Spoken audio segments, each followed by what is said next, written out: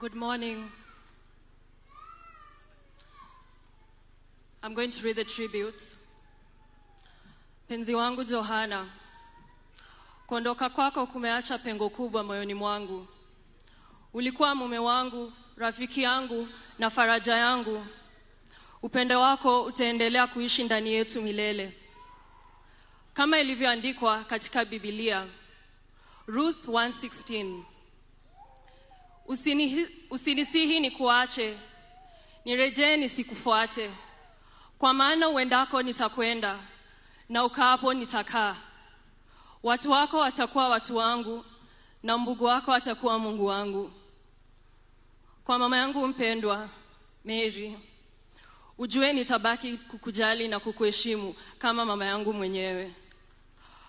Kwa watoto wetu, Cheruto na Chesang, baba yenu aliwapenda sana na kumbukumbu zake zitaendelea kuishi ndani yenu. Na kwa watu wetu wa Dikir, asanteni kwa upendo wenu. Nitaendelea kuwa karibu nanyi na kuwasaidia kadri nitakavyoweza. Johana, ulipendwa na utakumbukwa daima. Asanteni.